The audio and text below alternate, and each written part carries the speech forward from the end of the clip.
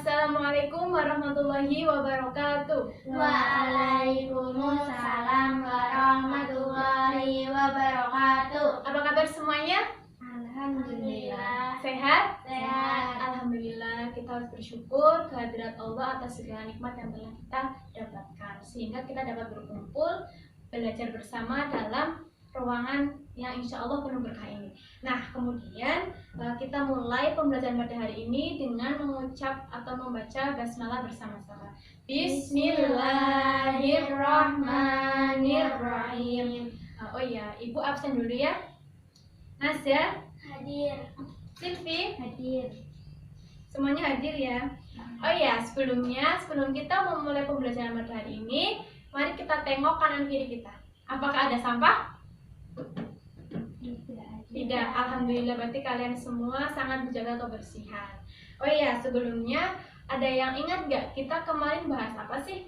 Hutang piutang, gadai dan hiwala. Iya, hutang piutang, gadai dan hiwala. Sedikit Ibu ingin mengulas ya.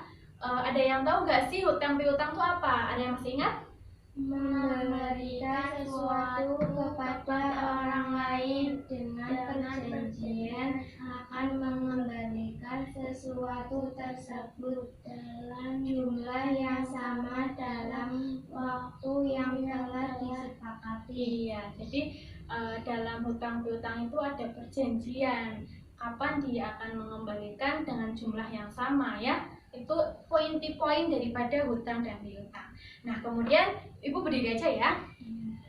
Oh iya, hari ini kita akan membahas tentang bab Ijarah, sewa, menyewa, dan upah. iya, ijarah, sewa, menyewa, dan upah. Nah, nanti ada banyak poin dalam bab ini. Ada pengertian, ada rukun dan juga syarat, ada dasar hukum, ada juga masa berlaku, hikmah, dan juga tata cara. Nah, tujuan daripada kita belajar materi ini adalah agar kita itu dalam kehidupan bermasyarakat, kita itu tahu loh dasar hukumnya, tata cara bagaimana kegiatan sewa menyewa barang itu agar tidak ada kesalahan. Itu tujuannya. Nah, kemudian sebelum kita memulai pembelajaran, alangkah baiknya kalian siapkan buku tulis dan juga pulpen sekalian ya, dan juga buku paketnya dibuka halaman 130. Nah, kemudian Ibu akan membahas poin yang pertama, yaitu kita tulis dulu ya babnya.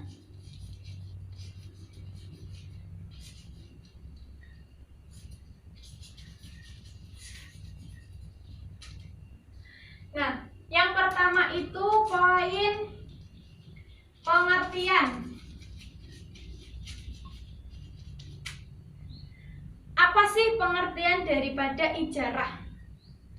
Ijarah itu artinya sebuah transaksi manfaat atau jasa dengan imbalan tertentu. Nah, ijarah itu ada dua macam di materi kita, yaitu ijarah ala al-manafi dan ijarah ala al-mal. Ijarah ala al-manafi yang kita bahas pada hari ini yaitu artinya sewa menyewa. Kalau ijarah ala al-mal itu akan kita bahas pada pekan depan, yaitu tentang upah mengupah.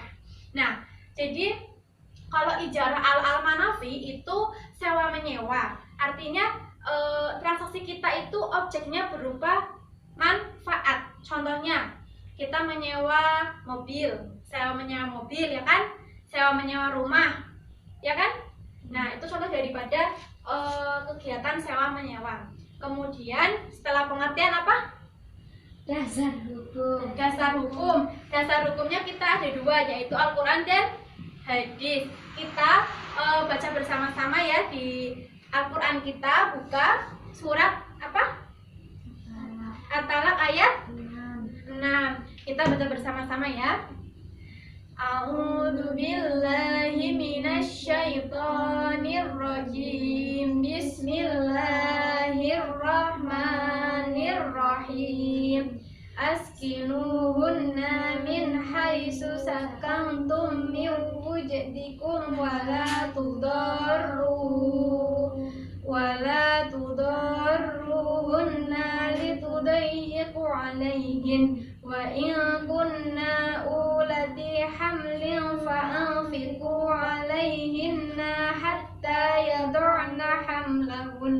فإن أرضعن لكم فآتوهن أجورهن واعتمروا بينكم بمعروف وإن تعاسرتم فسترضع له أخرى لينفق ذو سعة من سعته ومن قدر عليه رزقه فلينفق مما آتاه الله لا يكلف الله نفسا إلا ما آتاها سيجعل الله بعد عسر يسرا صدق الله العظيم.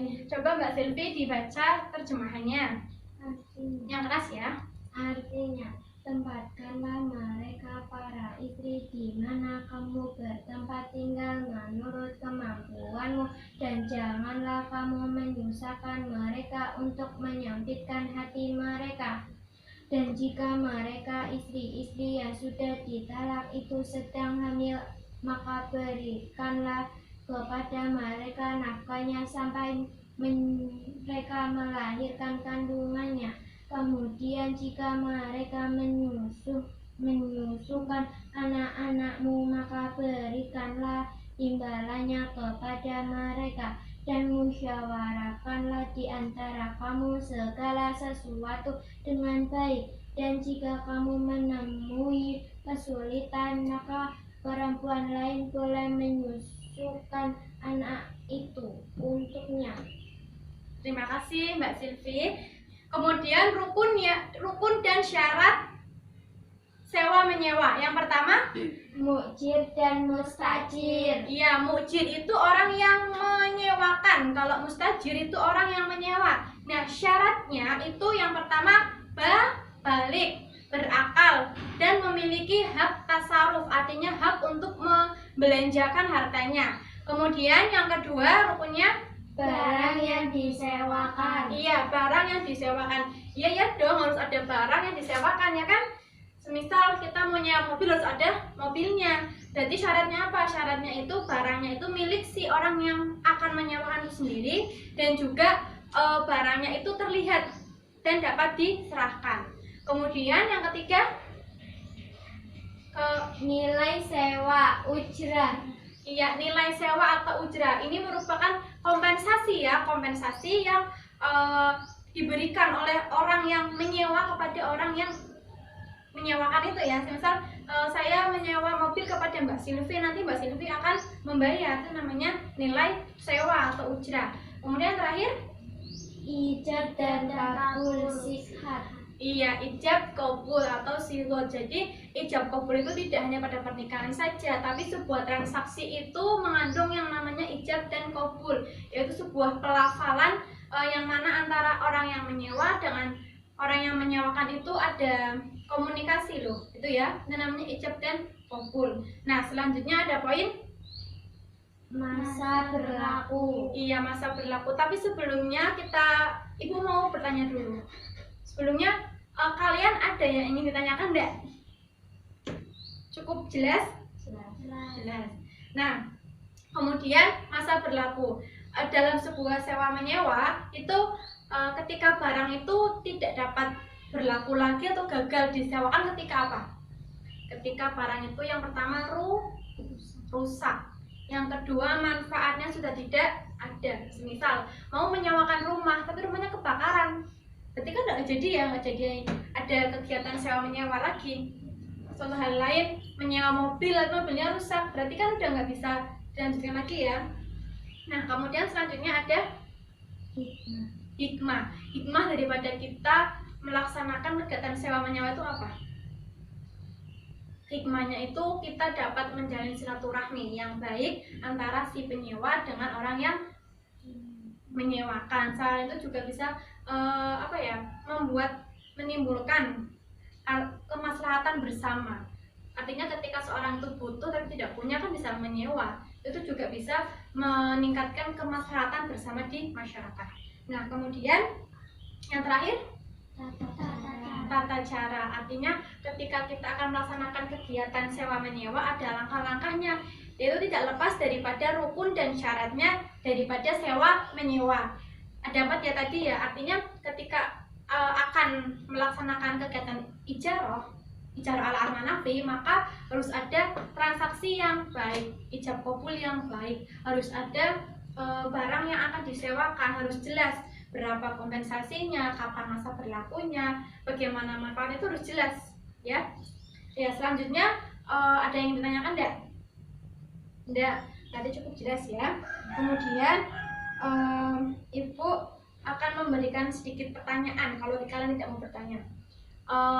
Contoh kegiatan ijarah sewa menyewa di lingkungan sekitar kalian. Coba Mbak Silvi di mana? Di rumahnya mana? Menunjukkan. Ada kegiatan sewa menyewa apa yang Mbak Silvi itu bisa amati?